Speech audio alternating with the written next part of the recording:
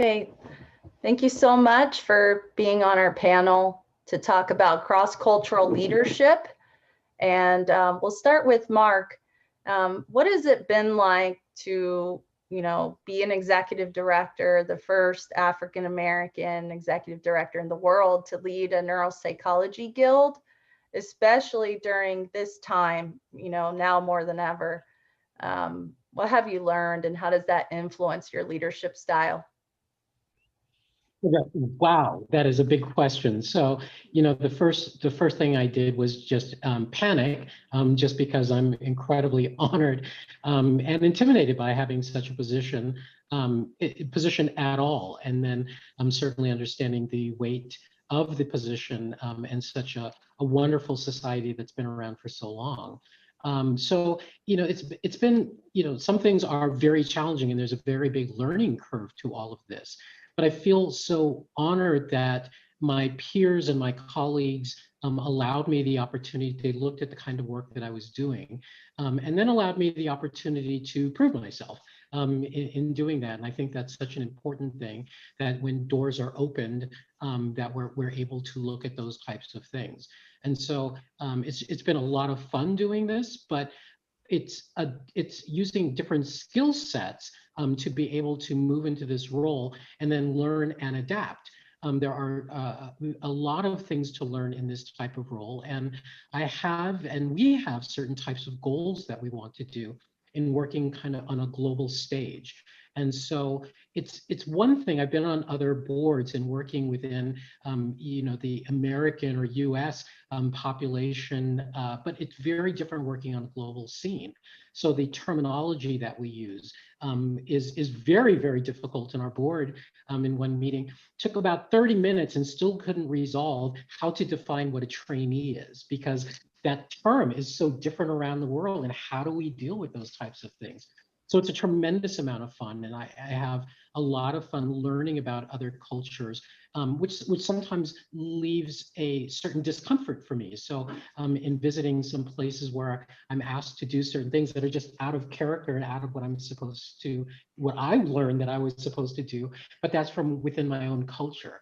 And so it's been a real learning opportunity. Mm-hmm.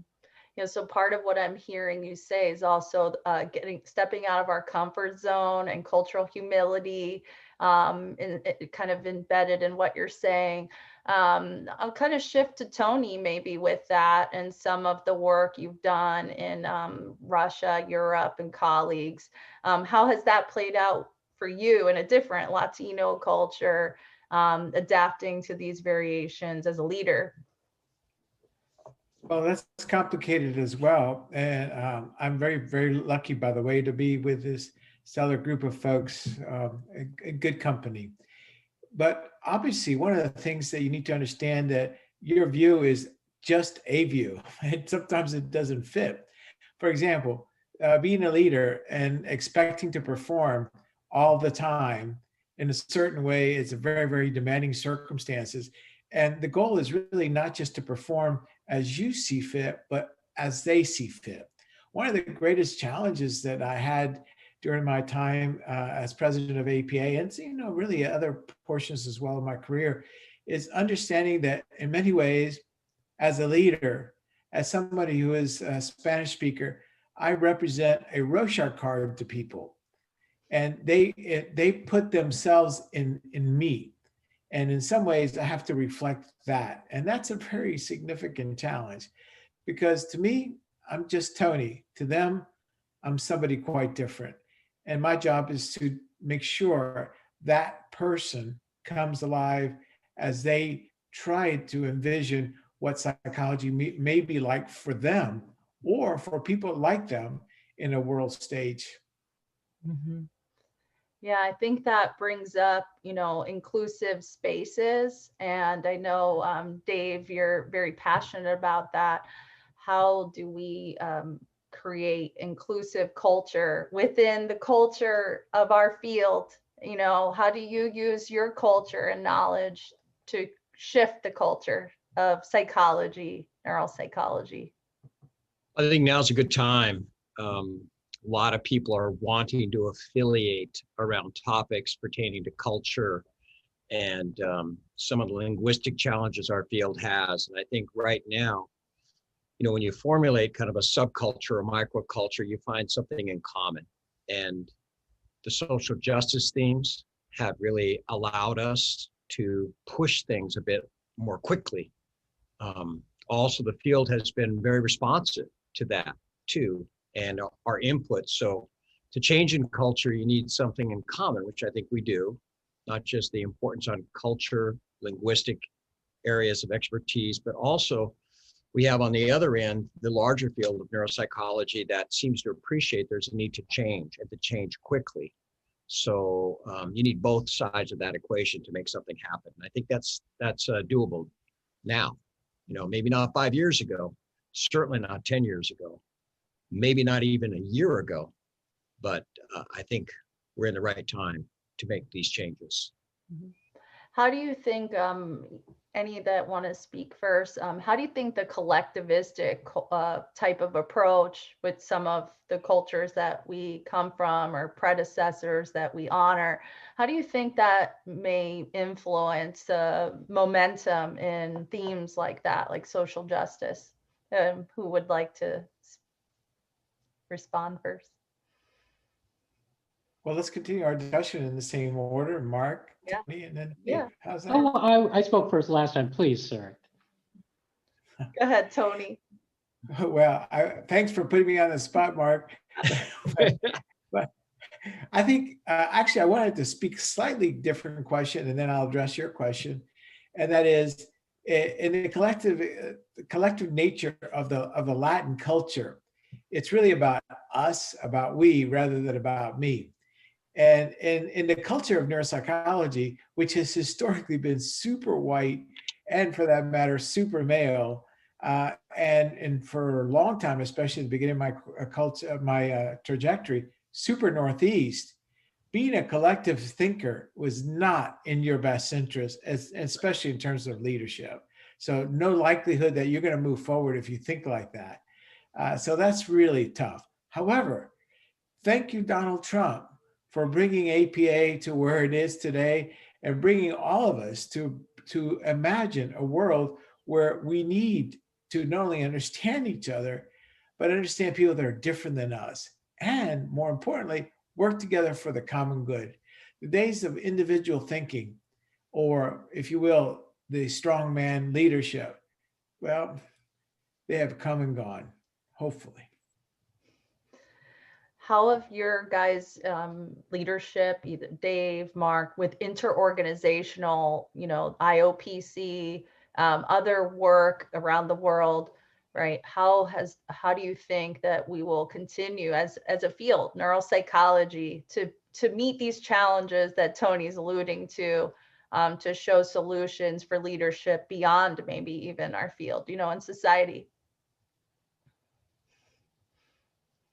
Well, I'll go ahead and add a bit here.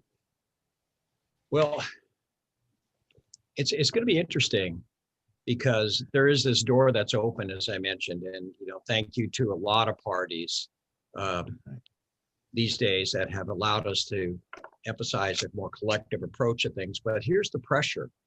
The pressure is that there's sometimes a wish to want to make nice with everybody, and I'm not sure that all could occur. And I think we're going to experience some challenges in our attempt to be more collectivistic because there will be differences of opinion in how things should go. But I'm hopeful that will be a respectful discussion and that we'll tolerate these differences because we've had to tolerate a lot of animosity ourselves relative to the major culture or what was the major culture for a period of time. So I think there's going to be some challenges. Also, if we're evolving new models here, more collectivistic models, then we have to kind of put up. You have to do high quality. The expectations are high. There's a door that's open, but there's also that added pressure that can come with being a minority. And that is, you can't mess up because you'll confirm sometimes implicit biases about your inadequacy, that somehow you are inadequate or you don't have the standards. And so you have to kind of watch that because that's still in play. And you have to be careful and still, at least for me, I know I still feel the pressure of doing it just right, even though that may not be necessary. but there's still that pressure of doing it just right so that someone doesn't kind of reach in there and pull you and yank you from your position of authority, because really you don't belong there. So you always have to kind of struggle with that. So Mark, then how do we protect, what I'm hearing is, how do we protect a space for that leadership to evolve and even the next generation of leaders? I really love, especially the last part of that question, because I think there are a lot of generational differences as we go on, and I'm seeing even in our trainees the way they think about social justice, the way that things are approached is very different, and I think especially on a global perspective, and I love how when Tony was talking. The challenges of collectivism, how we think about it as Americans versus how Europeans kind of function, and they function together versus those in Africa and Asia. They're all so very different. And I think taking time to learn about one another and sometimes we have to pause in a conversation and realize that the way that we're approaching something is from our own viewpoint, and others have a very different way of approaching something. And so I think as we move forward, the extent to which we can open ourselves up and learn about others we talk about tolerance and inclusion, but to realize that it doesn't mean that everybody has to be included with me, but that I can be included with other people, and how other people approach things is such a critically important thing. And so I think, especially as part of the mission of the INS and working with other people, we want our membership and we want other people to be engaged, because that's really a way when you're sitting at a table talking to other people, listening. I think those are such important things as leaders that we can do, but also for our emerging neuropsychologists. Cristi, before you go on to the next question, let me add a little bit to both what Mark and Dave said, and that is that sometimes people have judged us because of the color of our skin, but they have not given us credit for the color of our heart. And we have to be better than the people that came before us just because of who we are. Right. That's no question about it. And in addition, not only do we have to perform, Dave, you said we have to be just right. No, we got to be better than just right, because they're looking for us to make a mistake. And then the other thing is, finally, we got here. Thank you. But we got to deliver. Right. Just because we got through the door doesn't mean we can build the house. That's a big challenge. Mm-hmm. And, to go along with that, Tony, if I may, I think part of it is us supporting our emerging neuropsychologists, because we still work with issues of people feeling undervalued, and that I got to this position, but it wasn't based on my merit, or that I feel like that imposter. And I see this every day, where I see incredibly fabulous and bright trainees not understanding how truly bright and talented they are. And they dismiss that, where occasionally we have those trainees who have lots of confidence, but less skill and knowledge. And so, especially for our emerging, our trainees of color, our women in neuropsychology, these are still issues that haven't gone away and that we still need to address. And this is great. My follow-up to that is, in terms of protecting them, we don't always have a deliverable when we're shifting a culture or shifting a mindset. That's not a publication. That's not a specific amount of tests that you've learned. How have you seen that value is being created by just the mindset that you bring in a leadership role, right? How do we empower people to think that that's valuable, besides an academic, productivity or deliverable, if you will, like Tony was referring to? I think we have a long history of having a tremendously high internal validity for what we do, and very questionable external validity. We cannot have a specialty of neuropsychology that represents a minority of the population. Right. And that is of a global population. Right. So what we bring to the table is the opportunity to have a sustainable and robust, future-looking, encompassing specialty that is really not meant for the privileged, for the white, and for the industrialized. Our future is to make sure that neuropsychology has as much external validity as the 7 billion people that exist in our world. Otherwise, we don't have a future. If I may add, the other component to that is I completely agree with that. Is that you have to lead with a good heart. And I think this goes across cultures, that you can sense somebody with a good heart, someone who's about taking care of other people first, as opposed to taking care of themselves, their credentials, their degrees, their whatever it is that makes them feel important. You have to sacrifice as a leader. And there's a phrase, they use this out of martial arts, but it's from a samurai culture. And that is, samurai always cuts himself or herself first before they affect anybody else. You sacrifice first. You stand when someone sits. You do not eat until someone else eats. You do not drink until someone else drinks. Okay, so we have to be not just humble, but we have to sacrifice. And I think that's the right way to lead henceforth. And I think in the past, what's happened is that people have fed themselves first, and then everybody else is left to kind of grovel. And that's been the way that it's been. That's wrong. And so now we have the ability to call that out, say, you're wrong, that's wrong. You don't represent the masses. We are beginning to represent the masses. And I think we have to be clear, you need to step aside. Some people need to step aside. And I don't mind saying that to people these days.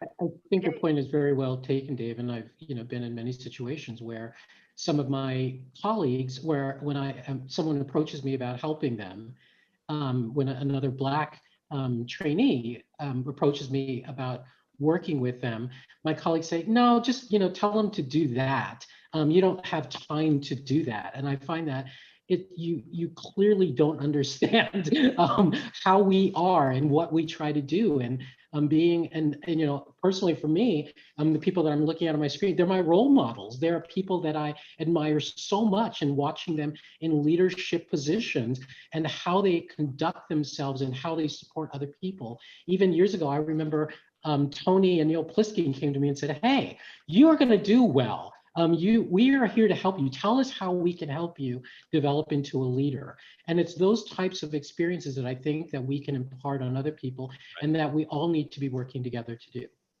You don't remember that, Tony. I remember it very clearly. Yeah. Thank you so much to all of you. And we will have some office hours so people can continue the conversation there.